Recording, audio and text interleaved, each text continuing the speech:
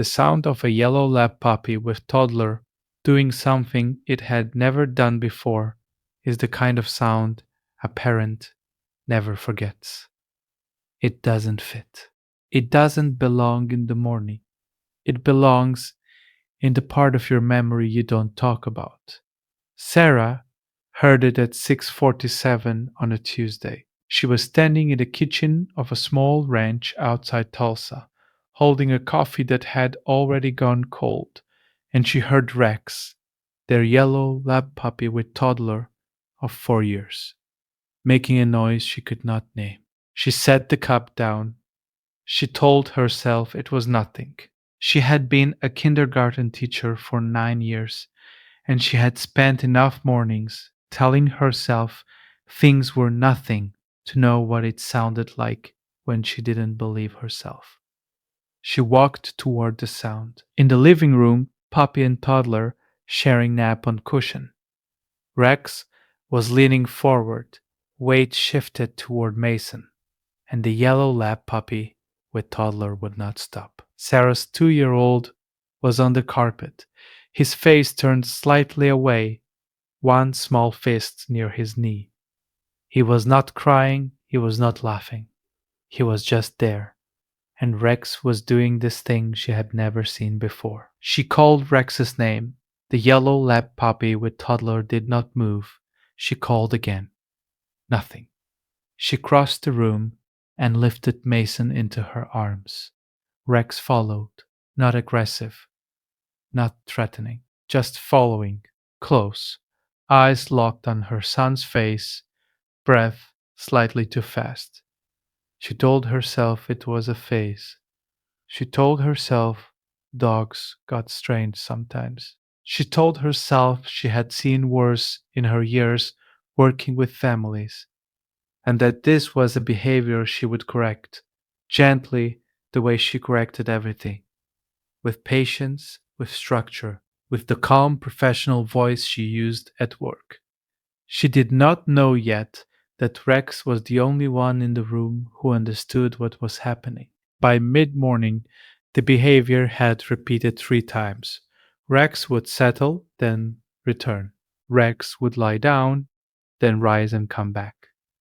Sarah watched from the kitchen and felt the slow accumulation of a feeling she did not want to name. Her professional brain, the brain that had read hundreds of charts and seen the slow tales of children whose bodies were quietly going wrong, kept whispering something her mother brain refused to hear. It was the yellow lab puppy with toddler.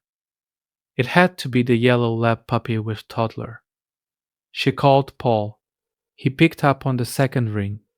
She told him what she had seen. She heard her own voice, measured, clinical, the voice she used when she was about to tell a parent something they did not want to hear. And she realized the parent she was telling was herself. Maybe we need to keep them separated, he said. Just until we know. She agreed.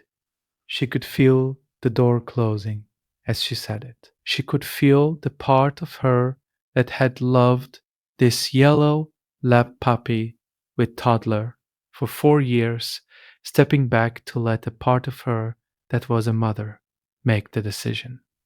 By noon, Rex was outside. The afternoon was quiet. Mason ate. Mason napped. Sarah stood at the window and watched Rex pace the back patio in slow, deliberate lines, never taking eyes off the door. She told herself this was the right thing. She told herself she had done what any responsible parent would do. She told herself the certainty she felt was earned by training and years and credentials. She was wrong about all of it. At 2:14 in the afternoon, Mason stopped breathing. It was not loud. It was not dramatic. It was the way real emergencies arrive, the way her training had told her they always arrived, quietly, while you are looking at the baby monitor on the dresser, while you are folding a small pair of socks, while you are halfway through a thought about dinner. She heard Rex first, not from outside, from the patio door.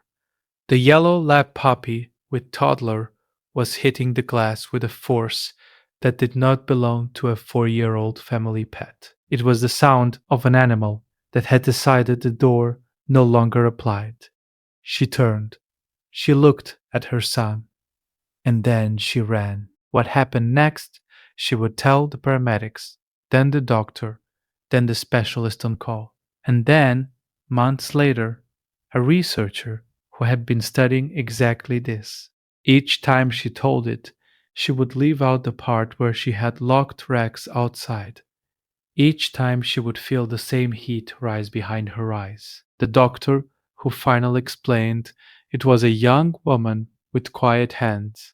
She used the words MD021 on a printed sheet of paper. She said Mason had been showing the earliest signs of something invisible to a parent's eye, but unmistakable to a creature whose entire world is scent.